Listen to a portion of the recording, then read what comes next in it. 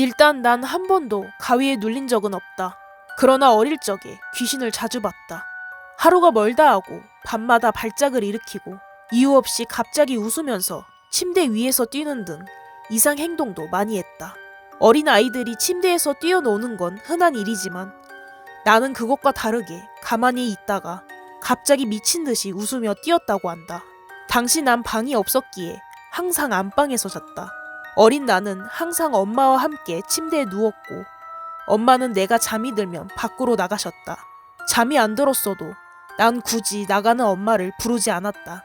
그럴 때면 난 엄마 아빠가 자러 들어올 때까지 안방의 커다란 침대에 혼자 누워 있었다. 내가 그 시절 가장 자주 했던 말은 무서워. 동그라미 무서워. 였다. 나도 기억하고 있다. 그 말을 할 때면 난 제정신이었고 상황도 기억이 난다. 눈을 감고 정신을 집중하면 새까만 시야 속에서 무언가가 나타났다. 그리고 그것들은 눈을 떠도 사라지지 않았다. 그다지 무서운 것들은 아니다. 그저 엄청나게 거대했고 복잡했으며 정리가 안 되는 것들이었다. 어쩔 때는 끝없이 펼쳐진 거대하고 굵은 실타래 한 가닥이 보이기도 했다. 아무리 고르게 정리하려 해도 실타래는 점점 더 얽히기만 했다. 어쩔 땐 엄청나게 두껍고 무거운 거인들 같이도 보였다. 거인들은 뛸 때마다 웅장하게 쿵쿵거렸다. 그 중에서 내가 유독 무서워한 것은 거대한 구체였다. 그 구체는 항상 내 앞에 떠다니거나 놓여 있었고 움직이지 않았다. 하지만 어마어마하게 컸다. 난 압도되는 공포를 느꼈고 비명을 지르며 울어제꼈다.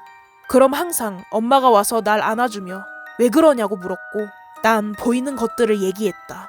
누군가와 함께 있으면 그것들은 잠시 후 저절로 사라졌다. 그런데 항상 그런 식으로 본 것만은 아니었다. 난 언제나처럼 안방에 누워 있었고 부모님과 오빠는 맞은편 방에서 TV를 보고 있었다. 누워서 맞은편 방을 보고 있는데 침대 끝에서 긴 머리의 여자가 기어 올라오기 시작했다. 난 바로 비명을 지르며 그 여자 옆을 지나쳐 가족들이 있는 방으로 달려가 눈물을 터뜨렸다. 부모님과 함께 안방으로 돌아와 여자가 없는 걸 확인한 후 엄마와 함께 잔 적도 있었다. 솔직히 어린 시절의 일은 이 정도밖에 기억나지 않는다. 발작한 거랑 미친 사람처럼 웃으면서 침대를 뛴 건 기억이 안 난다.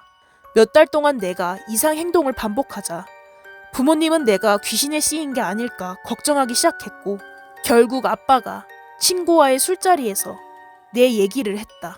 친구는 아빠의 오랜 절친이었는데 스토리가 있었다. 아빠가 중학생 때 결핵에 걸렸었는데 당시 결핵에 걸리면 없는 거라 생각하고 다들 피했다. 그런데 유일하게 아빠를 아무렇지 않게 대해준 친구가 그 친구분이셨다고 한다. 친구분은 한의사였는데 심지어 사주도 볼 줄 아셨다. 진맥을 하면서 사주도 봐주면 손님들이 아주 좋아하셨다고 한다. 어쨌든 그 친구분께서 나를 보자고 하셨고 아빠가 날 데려갔다.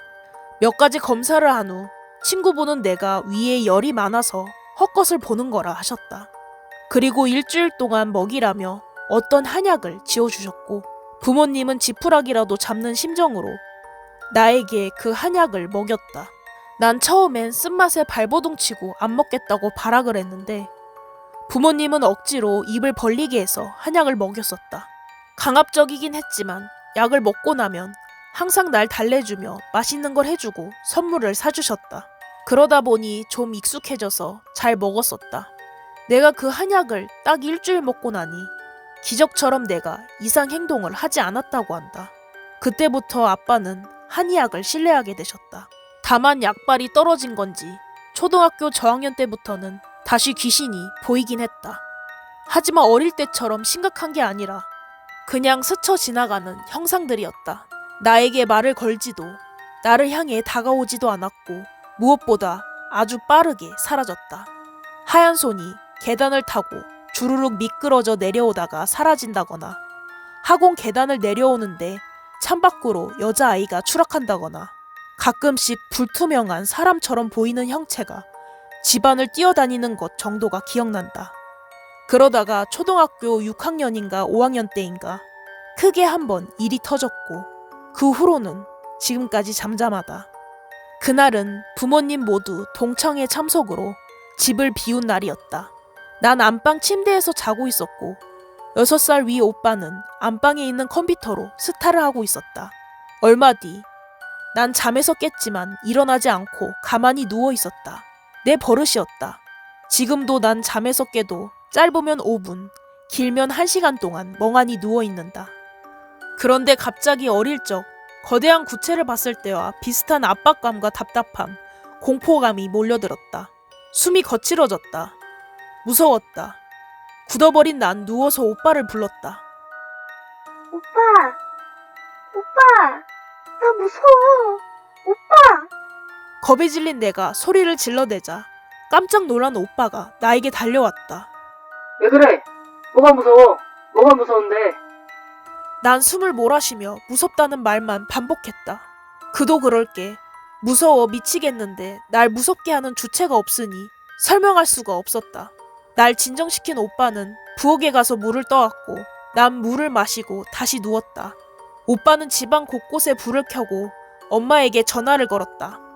당시 워낙 무서웠기에 이 일을 절대 잊지 않고 아직까지도 기억하고 있다. 그런데 시간이 지나 중2 무렵 오빠와 함께 아빠를 따라간 호프집에서 얘기를 나누다가 나의 어린 시절 이상 행동에 대한 얘기가 나왔다.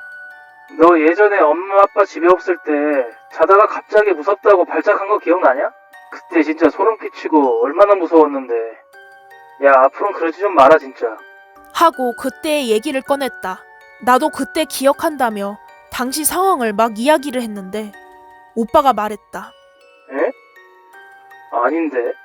오빠가 기억하는 당시 상황은 내 기억과는 전혀 달랐다. 오빠가 얘기해준 그때의 일은 이러했다. 오빠가 한창 스타를 하고 있는데 내가 갑자기 끙끙거리며 앓는 소리를 냈다고 한다. 걱정이 된 오빠는 이기고 있던 게임을 접고 와서 내 상태를 확인했다. 가위에 걸린 건가? 생각하고 내 어깨를 흔들어 깨우려고 했다.